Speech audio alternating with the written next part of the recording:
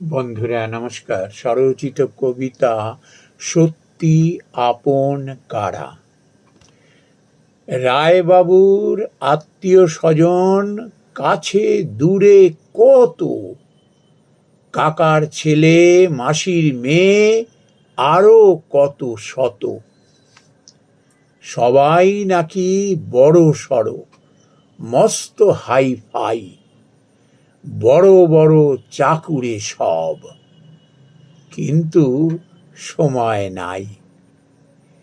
কথায় কথায় রায়বাবু গল্প শোনান যাদের, কাজের সময় দূরে দূরে পান না কাছে তাদের।